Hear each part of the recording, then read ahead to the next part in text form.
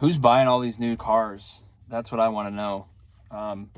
All these cars on lots that are piling up that are even from 2022. Some of them are from 2022. They're new. 2023, they're new. Obviously, this year they're new, and they're coming out with 2025 models. And you look at the price on some of these cars, and they're, easily $50,000, $60,000 for what 5 years ago would have been half as much, or maybe $30,000 for like a higher end model of the car is now $50,000, $60,000, $70,000 for some of these cars. And I'm just curious to know who's buying them. I think, when the interest rates were lower and money was flowing, and during COVID, when people were maybe a little bit fearful that they weren't going to be able to buy a new car, then they went out and bought it. But right now, it seems like no one can really afford it, right? Especially a new car. Like, people are driving older cars longer. They're staying, even if they bought a car 5 years ago, they're keeping that car instead of upgrading to a new car. Some people like to do that. They like to buy a new car, or maybe they do the lease situation where every 2 or 3 or 4 years they're getting a new car. I never really understood that, because you eat so much depreciation in the first few years of a car. And if you look at a car like the one I have, basically it's not worth anything. It's a worthless car, but it still has the functionality of a car that is brand new, right? This car is not worth anything. A scrapyard would pay a couple $100 for it, and then maybe someone would buy it for $1,500 on Facebook or something. But it's a 98 Saturn with 132,000 miles on it.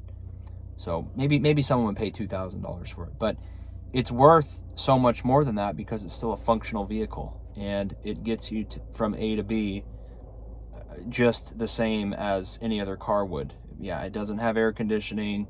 It doesn't have all the modern stuff. It's got cloth roller windows, but A to B, it gets you there. And this car was, like I said, it was less than $1,000 this car cost. So, I don't really know the profile of who's buying new cars.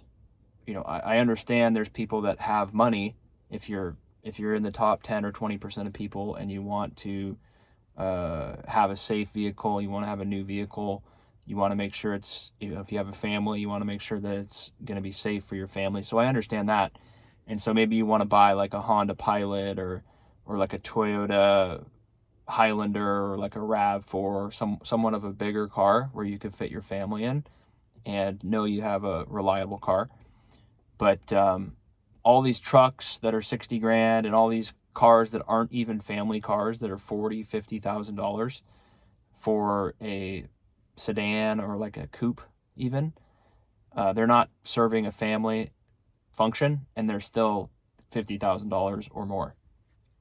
So I think dealers are, again, you guys tell me, I don't really know who's buying these cars. There's always people that have some money and want to buy a new car. They'll buy a new car no matter what, because they're rich. But if you're someone that's watching, it kind of has to watch where your money's going. And maybe a vehicle's one of your bigger expenses. I mean, a lot of people are financing these vehicles at $700, $800, $900, $1,000 a month. I mean, that is like one of the worst decisions you could make, to finance a depreciating vehicle for 6, 7, 8 years at like $700, $800, $900, $1,000 a month. And a lot of people are doing that, and they can't.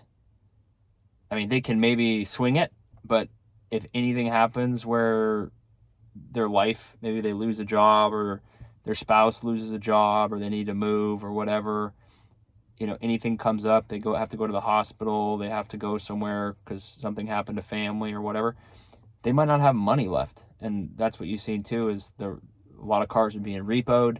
People got sold into a loan that they couldn't realistically afford, and as soon as one thing goes wrong, they can no longer afford the car.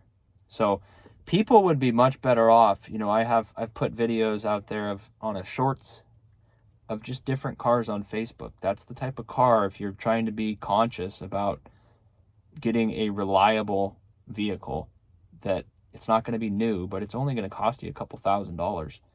And you can, I guarantee you, pretty much all those cars on my shorts are, between $2,000 and $5,000.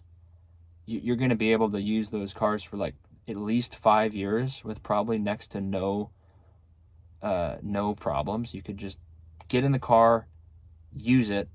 All you have to do is change the oil, maybe a battery every like 3 years. If it's a used car, you might have to change it immediately. Battery every like 5 years. They last a long time, 5 to 7 years sometimes even. But that's it. Honda, Toyota, even some of the American cars of the late 90s and 2000s are pretty good, and they'll last a long time, and they don't cost a lot of money. It's like 1 or 2 car payments. You could get a car that will last you 10 years. Like this car, I've already had this car for 3 years. I've put like almost 40,000 miles on this little Saturn, and it costs $900. Like some people are paying $900 a month for a car that is losing value, right? So they paid like $50,000 for the car, and their monthly payment's $900. Meanwhile, this car costs $900 total, no monthly payments. And then you still have to pay gas. On top of that, you got to pay gas, you got to pay insurance, you got to pay car tabs for a big car, for a new car. So I don't know who's buying the new cars. I think the inventory is stacking up on the lots because people can't really afford these cars. The prices of the car have gone astronomical to the upside, and people's incomes are not keeping up with it. So I think people should look for these used cars. There's plenty of them out there on Facebook, and you can get a great deal if you're willing to drive a car that's a little bit older. So let me know what you think.